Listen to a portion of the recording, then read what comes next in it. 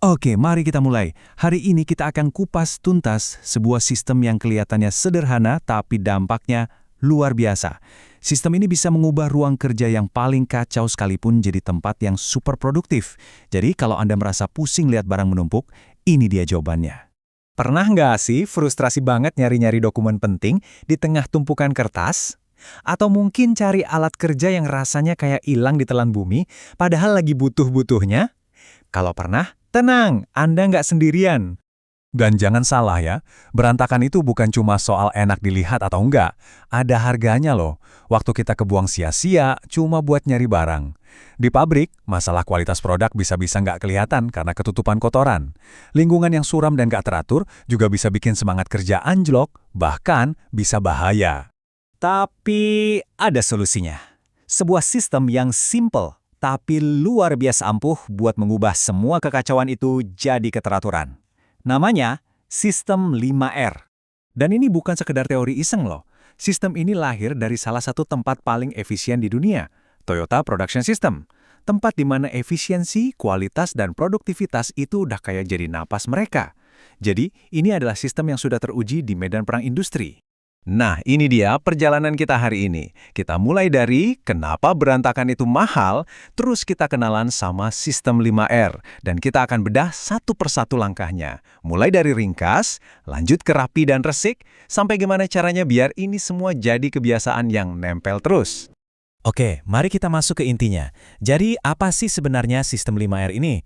Ayo kita lihat 5 langkah di baliknya. Inilah jantung dari sistemnya. Ringkas, rapi, resik, rawat, dan rajin. 5 kata yang gampang diingat ini adalah adaptasi dari konsep aslinya di Jepang, seiri, seiton, seiso, seiketsu, dan suitsuke. Setiap langkah ini saling membangun, menciptakan sebuah transformasi total di tempat kerja kita. Oke, ayo kita bedah satu-satu. Kita mulai dari yang pertama, yang paling dasar, dan jujur aja, seringkali jadi yang paling menantang, ringkas. Ringkas atau seiri, idenya sebenarnya sederhana banget, yaitu singkirkan semua barang dari area kerja yang nggak kita butuhkan untuk menyelesaikan pekerjaan sekarang. Kata kuncinya itu di sekarang, bukan mungkin suatu hari nanti. Nah, disinilah letak perubahan pola pikir terbesarnya. Kita harus beralih dari mindset, sayang siapa tahu nanti berguna, ke pertanyaan yang lebih tegas. Apakah barang ini benar-benar saya butuhkan untuk kerjaan saya saat ini? Ini butuh disiplin dan ketegasan. Ada satu trik praktis yang bisa banget ngebantu. Namanya strategi label merah. Caranya gampang. Kalau ada barang yang kita ragu-ragu, temperin aja label merah yang mencolok. Terus, pindahin barang itu ke area khusus. Kalau setelah sebulan atau 2 bulan barang itu nggak ada yang nyentuh sama sekali, ya udah, artinya emang nggak dibutuhin. Simpel kan? Oke, setelah area kerja kita bersih dari barang-barang yang nggak perlu, saatnya kita masuk ke langkah kedua dan ketiga, rapi dan resik. Di tahap inilah kita mengubah ruang kosong tadi jadi fungsional dan gampang dinavigasi. Rapi atau seiton, ini filosofinya keren banget. Satu tempat untuk setiap barang, dan setiap barang pada tempatnya. Tujuannya bukan cuma biar kelihatan keren, tapi biar setiap barang bisa kita temukan dalam hitungan detik. Nggak perlu mikir, nggak perlu nyari-nyari lagi. Buat mewujudkan itu, kita bisa pakai alat-alat visual yang sederhana kayak gini. Misalnya, bikin garis pemisah di lantai buat nandain area, pakai kode warna buat bedain peralatan, atau pasang label yang super jelas di setiap laci.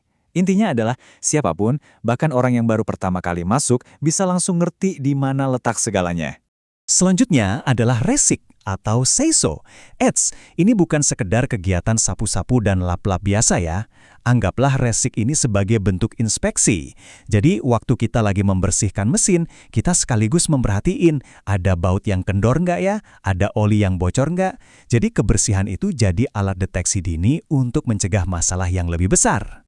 Oke, 3 langkah pertama udah kita lakuin, tapi PR terbesarnya adalah gimana caranya biar kondisi ini bertahan lama dan kita nggak balik lagi ke kebiasaan lama. Nah, jawabannya ada di 2R terakhir yang fokusnya adalah mengubah ini semua jadi budaya. Rawat atau seiketsu, ini intinya adalah tentang standarisasi. Maksudnya, kita bikin aturan main yang jelas. Kita bikin jadwal, kita bikin checklist gimana caranya menjaga kondisi ringkas, rapi, dan resik. Dengan adanya standar, kita memastikan semua orang melakukan hal yang sama dengan cara yang benar setiap saat. Nah, disinilah kita akhirnya sadar kalau 5R itu bukan sekedar program bersih-bersih. Ini lebih dalam dari itu. Ini adalah proses untuk mengubah sikap. Proses menanamkan pola pikir dan kebiasaan baru ke dalam diri setiap orang di tim.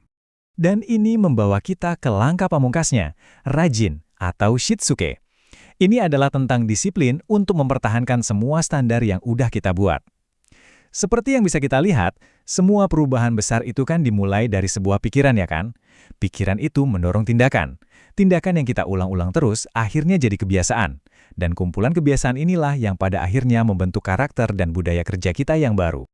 Sistem 5R ini sudah terbukti bisa merevolusi lantai pabrik yang super kompleks jadi pusat efisiensi. Nah, sekarang pertanyaannya buat Anda. Kalau prinsip-prinsip ini bisa membawa keteraturan dari kekacauan di pabrik, coba bayangkan, apa yang bisa dilakukannya untuk meja kerja Anda, laptop Anda, atau bahkan file-file digital Anda?